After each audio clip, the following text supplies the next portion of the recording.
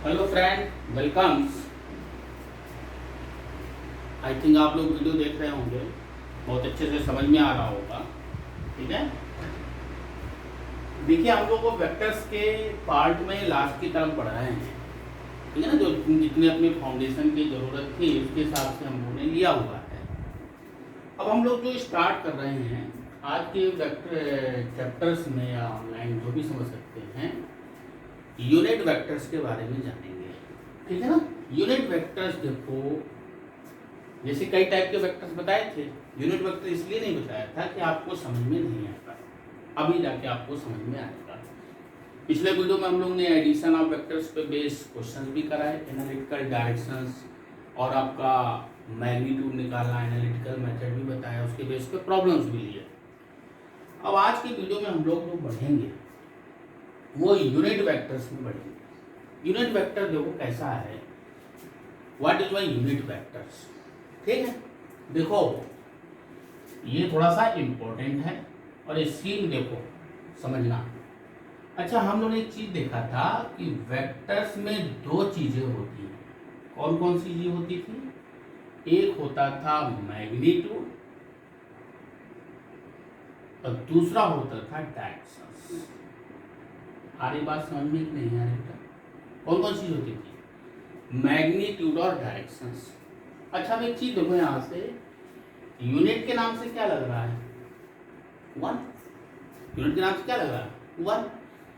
तो unit vector उसको बोलते हैं जिसका मैग्नीट्यूड कितना हो?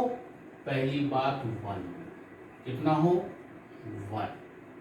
Magnitude is unity. यूनिटी मतलब वन। ठीक है। अच्छा, अब एक चीज समझो आप ध्यान से, अगर किसी चीज में एक का मल्टीप्लाई कर दे, एक का डिवाइड कर दे, तो कोई फर्क पड़ता है क्या? नहीं पड़ता। ठीक है, तो मैग्नीट्यूड इज वन, तो इसमें फिर क्या बचा? ये किसके लिए डिफाइन किया जाएगा? It is specify the directions of vectors. आ रही बात समझ में? मतलब यूनिट वेक्टर्स का मेन रोल क्या होगा? डायरेक्शन बताने, क्योंकि मैग्नीट्यूड तो इसका वन ही है। ठीक है ना, क्लियर है? तो यूनिट वेक्टर्स जो है उसको थोड़ा सा समझें कि इसका मतलब क्या है। तो यहां से अगर सिंपली मीनिंग देखो तो मैग्नीट्यूड कितना हो गया? वन हो गया। ठीक है, तो अब इसमें क्या बचा? डायरेक्शन बचा। भाई यूनिट वेक्टर, वेक्टर मतलब डायरेक्शन, और मैग्नीट्यूड, तो मैग्नीट्यूड तो वन हो गया। वन का किसी में मल्टीप्लाई कर रहा है या डिवाइड कर रहा है तो दोनों की वैल्यू क्या हो गई? सेम हो गई। ठीक है, अब जैसे मान लें अपने पास कोई वेक्टर्स दिया हुआ है, मान लो ये कोई वेक्टर्स दिया है।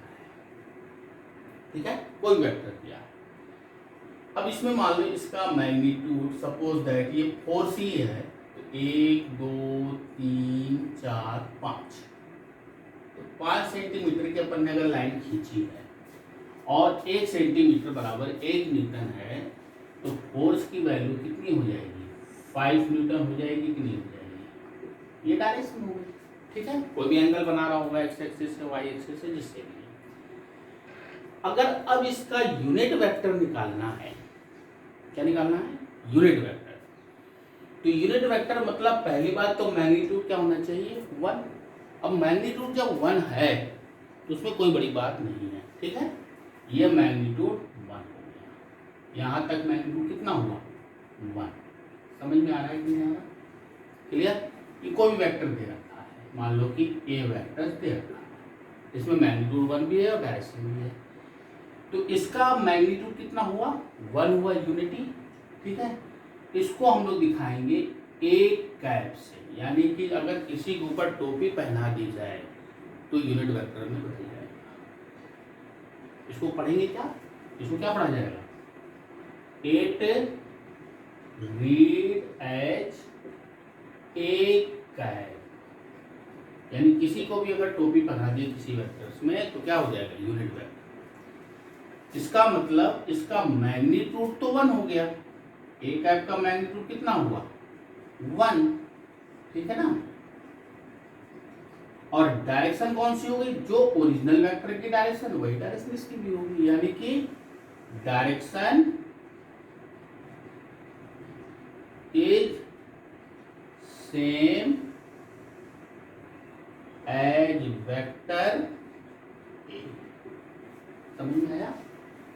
अब तक क्लियर नहीं हुआ कि ए कैप कैसे निकाला जाए, ठीक है ना। इसका एक एग्जाम्पल लेते हैं। ए कैप का मतलब आप समझे और किसी भी यूनिट वेक्टर्स का मतलब आप समझते जाए कैसे निकालना है, ठीक है। अब एक चीज देखो, अगर आप किसी जैसे कपड़े की दुकान में जाते हो, सपोज दैट आपने कोई कपड़ा लेने गए, ठीक है, कपड़ा लेने गए, वहां पे आप जाके क्या पूछते हो कि कितने रुपए मीटर है, यही तो पूछते हो। या किसी भाजी मंडी दुकान में जाते हो तो क्या पूछते हो कि भाई कितने रुपए किलो है। या अगर केला लेने जाते हैं तो डोजन में रेट पूछते हैं, ठीक है। तो ये सब चीजें पूछा जाता है डोजर्स वगैरह में। तो कहने का मतलब कि डोजर्स में पूछने का मतलब क्या हो गया कि आप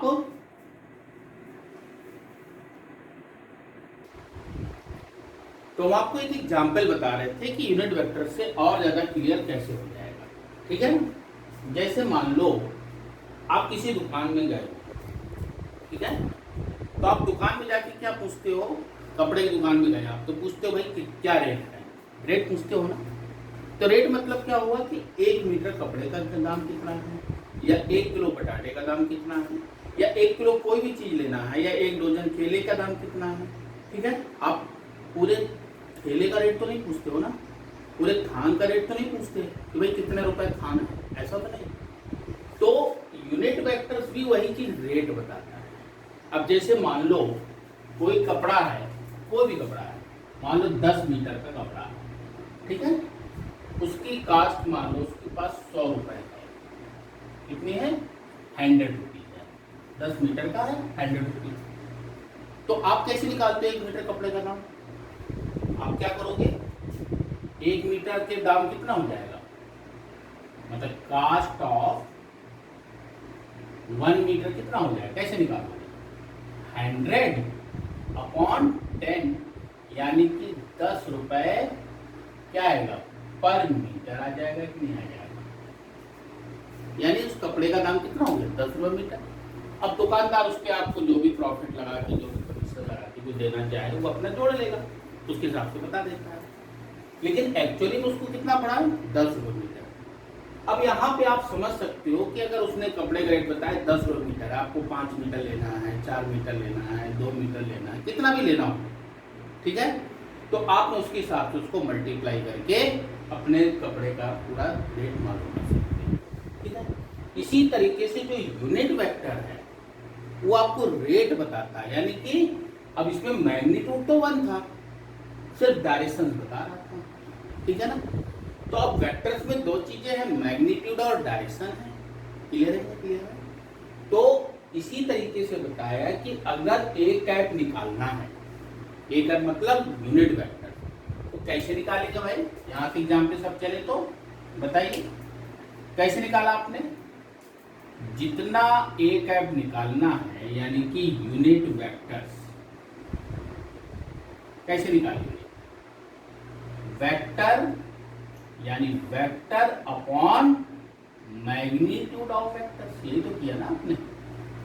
यानी कहने का मतलब जितना टोटल है जो उसका मैग्नीट्यूड है वो आपने डिवाइड कर दिया तो आपको यूनिट वेक्टर मिल गया, जैसे रेट मिल रहा था, ठीक है। तो कहने का मतलब ए कैप की वैल्यू कैसे दी जाएगी, वेक्टर ए अपॉन ए का मैग्नीट्यूड। अब इसी में अगर देखें तो ए कैप वेक्टर ए को क्या लिख सकते हैं, इसके इधर ले आए तो मैग्नीट्यूड और ए कैप। अब इसका मैग्नीट्यूड तो 1 है, तो ये चीज क्या बताएगा आपको, वेक्टर। सारी बात समझ में कि नहीं आ रही, वेक्टर ये क्या बता रहा है, मैग्नीट्यूड, क्या बता रहा है मैग्नीट्यूड, और ये क्या बता रहा है डायरेक्शन। देखो इसको मैथमेटिकली अगर कोई वेक्टर लिखा है तो उसमें 2 चीजें हैं, एक तो हो गया उसका मैग्नीट्यूड कितना है, ठीक है, दूसरा उसकी डायरेक्शन क्या है, दोनों चीजें आगे कि नहीं आगे। तो इसी तरीके से वेक्टर इक्वल टू क्या होता है, magnitude of vector A cap. A cap मतलब यूनिट वेक्टर। ए कैप की वैल्यू कितनी होगी? ए का वेक्टर्स की value divided by its magnitude. समझ में आया कि नहीं आया? इसी से एग्जाम्पल्स लेके बताया आपको। अब इसका मैग्नीट्यूड तो 1 हो गया, जहां कोई भी वेक्टर लिखा हो, कैप लगा हो, ऊपर टोपी पहना हो, तो समझ लेना उसका मैग्नीट्यूड कितना है? कितना है? मैग्नीट्यूड इज यूनिटी मतलब 1। समझ में आया? डायरेक्शन क्या होगी? जो सेम वेक्टर में, वेक्टर में तो डायरेक्शन होनी भी है। यूनिट वेक्टर हो चाहे कोई भी वेक्टर, उसमें डायरेक्शन तो होगी। डायरेक्शन कहाँ होगी? जो वेक्टर की सेम डायरेक्शन। समझ में आया कि नहीं आया? क्लियर हुआ कि नहीं क्लियर हुआ? इसी तरीके से आपको यूनिट वेक्टर्स का मतलब आपको समझाया है ताकि पूरा समझ में आ जाए। ठीक है ना? क्लियर है? अच्छा, अब इसमें जो है यूनिट वेक्टर अपने को क्लियर हो गया। ठीक है ना? अच्छा, अपने पास कितने एक्सिस होते हैं? कौन कौन से एक्सिस होती है बताइए? X axis, y axis, z axis, ये 3 एक्सिस होती है ना अपने पास। कौन कौन सी होती है? एक होती है एक्स एक्सिस, दूसरी होती है वाई एक्सिस, तीसरी होती है जेड एक्सिस। आपको बताया था। ये कौन सी हो गई? X axis. ये कौन सी हो गई? Y axis. और ये कौन सी हो गई? Z axis. तीनों के बीच एंगल कितना था? 90 डिग्री। रूम के कॉर्नर से देख लो, एक्स एक्सिस, वाई एक्सिस और जेड एक्सिस। ठीक है? अगर कोई वेक्टर की डायरेक्शन एक्स एक्सिस के अलोंग है, भाई अपन को एक्सिस में रिप्रेजेंट करना होगा, तो अगर इसके लॉन्ग है तो इसके लॉन्ग किससे रिप्रेजेंट करेंगे? आई कैप से। क्या लिखेंगे? आई कैप। इसके लॉन्ग क्या लिखेंगे? जे कैप। इसके लॉन्ग क्या लिखेंगे? के। समझ में आ रहा है कि नहीं आ रहा? यानी कि एक्स वाई एक्सिस के लॉन्ग कौन सा यूनिट वेक्टर होगा? आई कैप। वाई एक्सिस के लॉन्ग कौन सा होगा? जे कैप। और जेड एक्सिस का लॉन्ग कौन सा होगा? K cap. समझ में आया कि नहीं आया? तो अगर कहीं पर किसी वेक्टर के साथ मैग्नीट्यूड के साथ अगर आई कैप लगा है, इसका मतलब कौन सी एक्सिस होगी? X axis. अगर किसी वेक्टर के लॉन्ग वाई एक्सिस लिखा हुआ है तो वाई कैप। ठीक है? Sorry, J cap. Z axis का लॉन्ग हुआ तो क्या लिख देंगे? के कैप लिख देंगे। समझ में आ रही चीज कि नहीं आ रही? इसमें कुछ बेस एग्जाम्पल ले लेते हैं ताकि आप और ज्यादा क्लियर हो जाए। कैप से मतलब समझ में आया कि नहीं आया? क्लियर हुआ कि नहीं क्लियर हुआ? ठीक है? चलिए इसको नोट कर लीजिए, फिर आगे बढ़ते हैं। तो इसमें कुछ पॉइंट्स नोट कर ले रहे हैं हम लोग ताकि समझ में आए, है ना? अच्छा, यहाँ तक तो बताया था आपको कि A cap equal to vector A upon A का मैग्नीट्यूड। अब यहाँ पर एक चीज समझना ध्यान से, कुछ 2-3 पॉइंट्स बता रहे हैं। क्या क्या? Unit vector are used to specify given direction. मतलब डायरेक्शन ही बताएगा, बाकी इसका कोई भी फिजिकल सिग्निफिकेंस नहीं है, क्योंकि मैग्नीट्यूड 1। ठीक है? We use the symbol I cap, J cap and K cap. I cap किसके लॉन्ग था? Positive X axis. तो निगेटिव एक्स एक्सिस के लॉन्ग क्या होगा? -1 आई कैप। ठीक है? जे कैप किसके लॉन्ग है? वाई एक्सिस के लॉन्ग। तो निगेटिव वाई एक्सिस के लॉन्ग कौन सा होगा? -j cap. सिमिलर वे में के कैप क्या है? जेड, पॉजिटिव जेड एक्सिस के लॉन्ग यूनिट वेक्टर। तो निगेटिव जेड एक्सिस के लॉन्ग क्या होगा? -K cap. ठीक है? To represent unit vector pointing in positive X Y Z direction. मतलब एक्स एक्सिस के long I cap, Z Y axis के long J cap, Z axis के लॉन्ग के कैप, लेकिन पॉजिटिव एक्सिस होना चाहिए। Negative axis मतलब opposite direction. ठीक है? जो आई कैप है या जे कैप है या के कैप है, उसका मतलब क्या है? I cap is a dimensionless. Dimension आपने पढ़ी नहीं होगी, डायमेंशन पढ़ी होगी तो डायमेंशन कोई डायमेंशन नहीं होगी। ठीक है? Unit vector of length 1। अब 1 मतलब अगर फोर्स है तो 1 न्यूटन, लेंथ है तो 1 मीटर। ठीक है ना? सब कुछ मतलब जो भी क्वांटिटी दे रखी है उसकी मैग्नीट्यूड कितना होगा, लेंथ कितना होगा? 1। That point in positive X axis. I जब क्या है?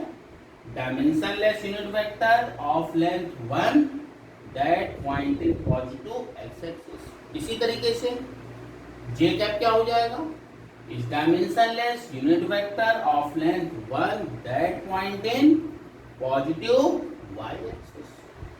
जे कैप क्या हो जाएगा, सब कुछ वही रहेगा, बस वहां पे जेड एक्सिस आ जाएगा। समझ में आया कि नहीं आया? तो यूनिट वेक्टर का मतलब ये हो गया। यूनिट वेक्टर के सिंपल डेफिनेशन पूछे तो क्या कह सकते हैं, the vector which has magnitude unity and only gives the direction, it is represented by a cap. A cap मतलब कोई भी वेक्टर हो, आई कैप जे कैप का क्या है, एक्स एक्सिस वाई एक्सिस और जेड एक्सिस का। ठीक है ना, क्लियर कर, समझ में आगे बात। अभी हम लोग कुछ यूनिट वेक्टर्स के एग्जांपल्स कर लेंगे ताकि आपको कुछ तरीके से और क्लियर हो जाए इसका सिंपली मतलब क्या क्या है। ठीक है, इसको नोट कर लीजिए, फिर आगे हम लोग बढ़ते हैं, कुछ क्वेश्चंस करते हैं। तो आइए इसके बेस पे कुछ क्वेश्चंस कर लेते हैं हम लोग, है ना। देखो ध्यान से, represent the following in unit vector notation. अब ग्राफिकल नहीं बनाना है, अब नोटेशन में करना है, यानी एनालिटिकल मेथड जो बताया था ना, पहला ग्राफिकल था, दूसरा कौन सा था, एनालिटिकल। अब यहाँ पे दिया है कि वेक्टर ए हैज, है ना, स्मॉल है, देखिए कोई दिक्कत नहीं, मैग्नीट्यूड ऑफ 6 यूनिट। कितना है मैग्नीट्यूड उसका, 6 यूनिट है, and is along positive X axis. इसका मतलब क्या हुआ कि कोई वेक्टर ए है होना चाहिए जिसका मैग्नीट्यूड कितना हो, 6 हो, और डायरेक्शन किसके अलावा हो, पॉजिटिव एक्स एक्सिस। तो पॉजिटिव एक्स एक्सिस के अलावा क्या बताया था आपको, आई का। इसका मतलब पहली चीज वेक्टर ए लिखा है, इसको वेक्टर लगाया, दोनों चीज होनी चाहिए। मैग्नीट्यूड कितना है, अपन ने बताया था ना कि कोई भी वेक्टर इक्वल टू क्या होगा, मैग्नीट्यूड ऑफ वेक्टर इनटू ए का यानी कि डायरेक्शन, यही बताया था। ठीक है, ये क्या बता रहा था, वेक्टर, और ये क्या बता रहा था, मैग्नीट्यूड, और ये क्या बता रहा था, डायरेक्शन। यही सारा चीजें, इसी हिसाब से चलना अपने को। तो मैग्नीट्यूड कितना है, 6 यूनिट, यहाँ पे लिख दिया 6। ठीक है, and is along positive X axis. Positive X axis के अलोंग क्या माना था, आई कैप, 6 आई कैप। हो गया भाई वो। अब हम उसको कैसे बनाते, स्केल मानते, फिर एक्स एक्सिस बनाते, फिर उस पर 6 सेंटीमीटर की लाइन खींचते, ठीक है, या जो भी स्केल मानते, फिर उसको ग्राफिकल रिप्रेजेंट करते। मैथमेटिकली इसी से समझ में आ गया कि इसका वेक्टर ए का मैग्नीट्यूड कितना है, 6 है, किसके अलावा है, पॉजिटिव एक्स एक्सिस के अलावा है। इसी तरीके से मान लो दूसरा क्वेश्चन दिया होता, सपोज दैट, ठीक है, एक दूसरा क्वेश्चन भी कर ले सकते हैं कि कोई वेक्टर बी है, पहला हो गया, दूसरा मान लो कोई वेक्टर बी है, हैज मैग्नीट्यूड ऑफ 3 यूनिट, कितना दिया है, 3 यूनिट दिया है, एंड इज अलोंग पॉजिटिव, यहाँ पर वाई एक्सिस दिया हुआ है। समझे दूसरा क्वेश्चन। इसका अब क्या हो जाएगा बेटा, कैसे लिखेंगे, वेक्टर बी इक्वल टू कितने यूनिट है, 3, कौन सी एक्सिस है, पॉजिटिव वाई एक्सिस, यानी कि जे कैप। ये समझ में आ गया भाई, दूसरा वाला भी हो गया। ठीक है, क्लियर है कि नहीं क्लियर है। इसी तरीके से मान लो कोई तीसरा क्वेश्चन दिया हो, अभी तीनों समझ लेते हैं अपन एक एक करके। मान लो कोई सी दिया हुआ है, vector C has magnitude of 4 unit and is along positive along negative X axis. यहाँ पे पॉजिटिव के बजाय क्या दिया हुआ है, निगेटिव एक्स एक्सिस। ध्यान से समझना बेटा इसको, क्लियर है। अब इसको दिखाना है तो सी वेक्टर्स लिखा अपन ने, पहली चीज लेंथ कितनी है, 4 यूनिट। अब कौन सी डायरेक्शन है, यहाँ पर देखो तो निगेटिव एक्स एक्सिस है। निगेटिव एक्स एक्सिस का मतलब माइनस आई कैप, यहाँ पे क्या लिखेंगे, माइनस आई कैप यानी इसको क्या लिखा जा सकता है, -4 आई कैप। इसका मतलब मैग्नीट्यूड माइनस में नहीं है, मैग्नीट्यूड माइनस में नहीं है, डायरेक्शन निगेटिव है। समझ में आया कि नहीं आया? ठीक है। इसी तरीके से मान लो कोई चौथा क्वेश्चन दिया हुआ है कि वेक्टर डी, कौन सा दिया है, vector D has magnitude of 2 unit, ठीक है, and is along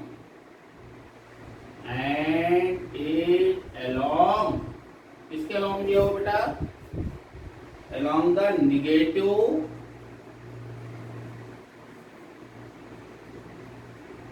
Y axis मान लो दिया हुआ है। तो कैसे लिखेंगे इसको भाई, vector D equal to 2 minus J cap, यानी क्या लिखा जा सकता है, -2 जे कैप।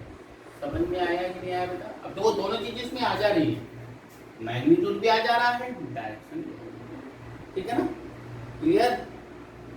चलो एक दो क्वेश्चन और करा के इसको नोट करिए, फिर आगे करा रहे। अब इसमें आते हैं थोड़ा दूसरा टाइप का, point has coordinate 4 metre and 2 metre. जैसे हम लोग ग्राफ बनाते थे, याद है? ग्राफ में क्या मानते थे, एक्स एक्सिस और वाई एक्सिस, ठीक है, क्लियर है?